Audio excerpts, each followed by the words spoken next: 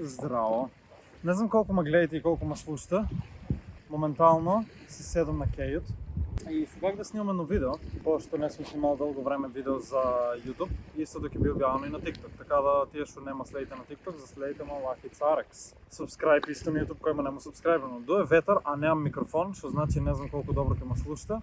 Така да ќе пробам да ви кажам тоа што имам да ви го кажам.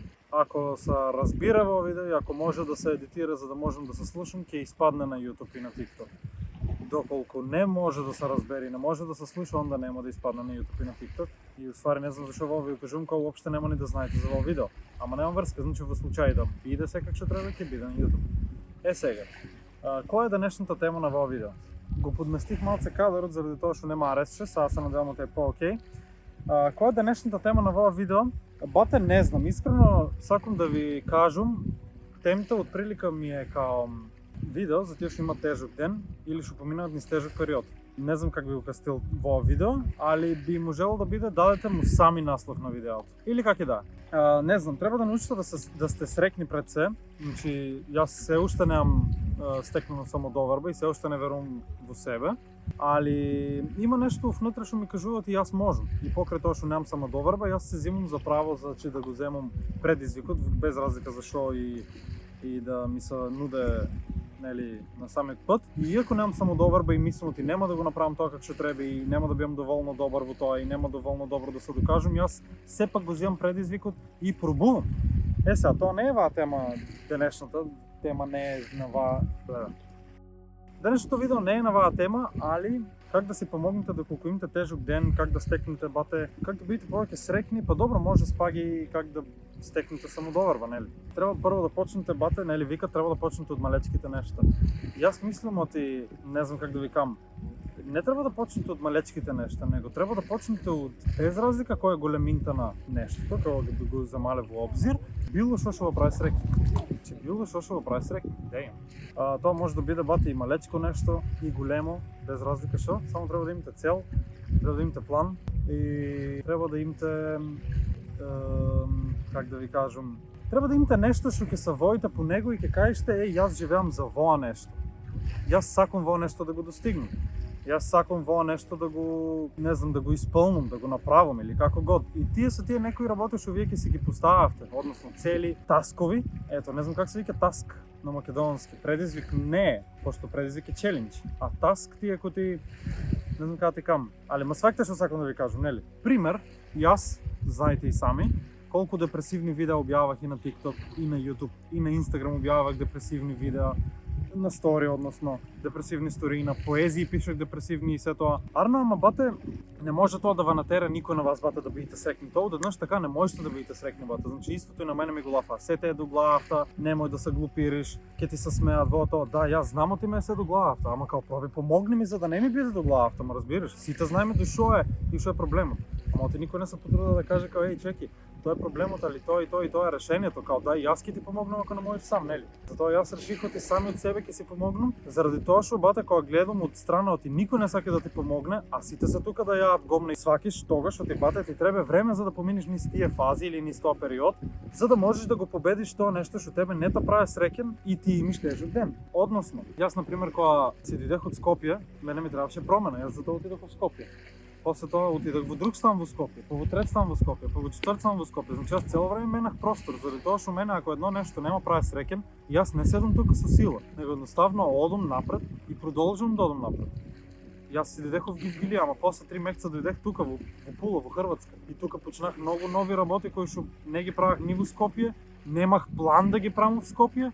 Не размислувах на такви работи да ги правам додека живеах во Скопје, ништо, никаква поврзаност немах со овие работи што ги правам моментално и мене ќе ми се дешаваат во живот. Односно, што е тоа? Јас на пример дојдев во Хрватска и јас сватих ќе направам одредена сума на пари тука во Хрватска и пред се за јас сам да бидам среќен, донесех неколку одлуки кои што пред се на мене ќе ми прават задоволство кога јас ќе ги извршам тие, ќе ги подцртам тие, сум ги извршил да кажеме тие обврски. Таска обврска, мислам, да. И, например, јас за тоа сега работам и јас за тоа сега живеам, за да ги достигнам тие цели, за да си ги исполнам тие обврски, да си ги завршам и за после јас да бидам задоволен. И после поставиш нови, и нови, и нови, и нови. Не се секирајте, јас имам исто мислење како и вас. Досаден е животот заради тоа што мора цело време да поставиш нови обврски и нови таскави и нови цели и нови бла бла бла бла бла што и да, заради тоа што ти ако немиш цели в животот и ако немиш, не знам, нешто што би го достигнал или завршил, тебе ќе ти биде животот досаден. Да, и си мислиш сега ќе си поставам 5 цели и ќе ги достигнам и после шо? Истото мислење и јас го имам, бат.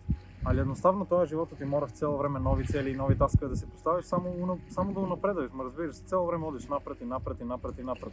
Така да јас почнах со пишување на книга која што има моментално 7 глави и 9 поглавја, што значи сум многу задоволен заради тоа што сум веќе пред крајот и ќе ја пуштам во изработка, нели, кај лектор, кај како се викаше тоа на Т? Као лектор, као не знам, имаше нешто на Т, сварно не ми текнува бат. Во случај да ми текне ќе ви кажам. Што беше тоа на Т? Лектор и немам појма бат, сварно. Ќе испадне негде јануар-февруар книгата, значи, така да, уште го мислам тоа на Т шо е бате. Лектор и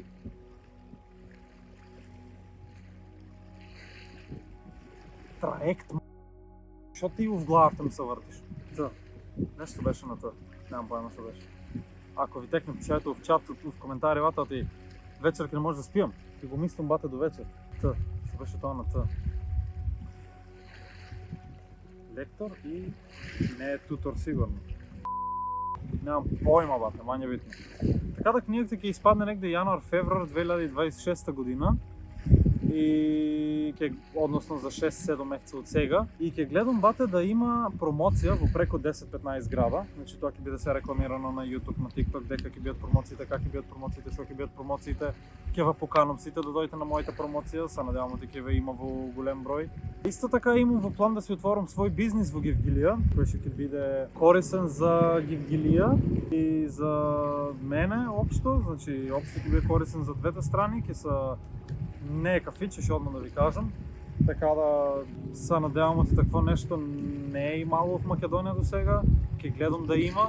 Тие се некои новости кои што јас оствари можам да ви ги кажам и односно тие се тие цели кои што јас оствари сум си ги поставил и кои што моментално работам за да ги исполнам.